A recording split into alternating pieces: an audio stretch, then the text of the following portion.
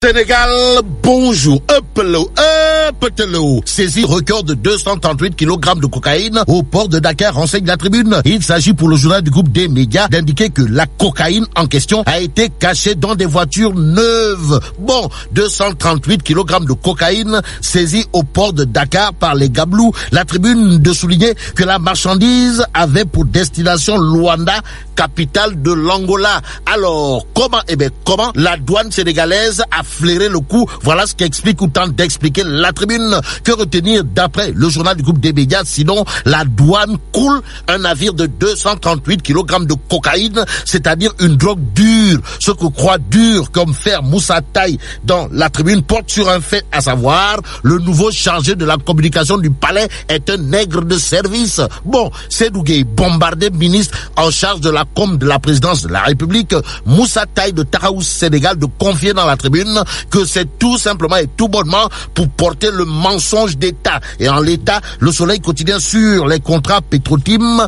nous informe que l'homme à la communication authentique, en l'occurrence Seydou Gueye, dément Abdoul Mbaye Keba. Le fils de feu Keba Mbaye, comprenait Abdoul, qui d'après le Soleil dans ses colonnes, persiste et signe après son audition. À propos d'audition, celui qui jure sur le Coran en affirmant dans le Soleil n'avoir jamais au grand jamais voulu enfoncer Ali Oussal, c'est Elad Kassé, et c'est Elad Kassé. Au chapitre du ça passe ou ça casse, il y a le mouvement dénommé Sam Sunureou qui, d'après l'astre de Anne, manifeste demain. Ce qui aujourd'hui veut dire, renseigne cette fois Vox Populi, que le pouvoir va contre-attaquer dans la rue, la République dans la rue publique. Voilà ce qu'on peut retenir d'après Vox Populi, qui renseigne qu'après les jeunes de Sam Sunureou, les forces de la majorité présidentielle entrent en action vendredi et samedi. Ça veut dire quoi? Eh bien, ça veut peut-être dire, d'après Vox Populi, que la guerre politicienne du pétrole aura bel et bien lieu. Et c'est le lieu pour le journal Les Échos d'annoncer un vendredi de tous les dangers à Dakar, la capitale. Capitale semble être cette initiative pour les sauvageons de l'APR, pour la Cogère, au regard de la sortie de Moussasso, qui dans le journal Les Échos dit que oui, il est hors de question de laisser le terrain à l'opposition. Oui, ce n'est pas une provocation. Oui, au-delà des propos à l'emporte-pièce tenus par le nouveau patron de la Cogère, Source A considère à plus d'un titre que les demandes d'autorisation de manifester ce 28 juin à Dakar se télescopent manifestement au sujet des manifestations de demain. Justement, Source A n'y voit qu'un vendredi explosif pour monsieur le préfet de Dakar. Le chef de l'exécutif du département de confier en effet qu'il y a même plus de 3 demandes de manifestation qui ont été déposées, donc pas de commentaire de sa part. De la part de Farbangom, il n'est question que de tot si on en croit l'exclusif. Le journal en effet parle de scandale du pétrole en informant que Neketeyo,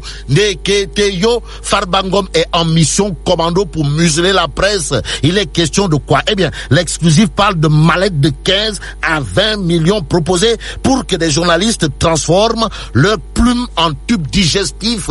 Pour ce faire, l'exclusif nous informe que des patrons de presse d'Irpub et Grande Plume ont été approchés nuitamment et secrètement. Ce qui est tout sauf un secret porte sur le sens du devoir et le respect de la patrie de Tafa le progressiste, renseigne Sud Quotidien. Le journal dans ses colonnes révèle en effet que celui qui s'érige en bouclier pour faire face aux menaces contre les perspectives de la construction de l'économie pétrolière et gazière au Sénégal, c'est Moustapha Niasse, l'enfant de cœur Madiabel qui n'a jamais fait ou jamais pensé à faire l'école buissonnière, et son parti l'AFP qui semble élever les attaques contre Macky Sall et Ali Oussal au rang de fourberie de scapin, si on en croit Sud Quotidien. L'Évidence Quotidien pendant ce temps de noter dans ses colonnes démission de Ali Oussal, l'AFP de Tafa le progressiste en secrétariat politique exécutif hier en présence du grand boss salue cet acte qui traduit sa volonté ferme de contribuer à la manifestation de la vérité pour que ceux qui piaillent dans le mensonge la bouclent définitivement. En définitif, ceux qui s'attaquent à Macky Sall sur la question du pétrole et du gaz sont des petites natures, si on en croit l'AFP de Tafa le progressiste. Bon, passons à Direct Info pour terminer. Le journal indique recasement automatique des limogés pourquoi? Eh bien, pourquoi Macky ne sanctionne jamais? Alors, comment peut-on sanctionner quelqu'un et le promouvoir par la suite? Voilà la grande question de Direct Info. Le journal de noter, c'est limogeage, reconduction, crève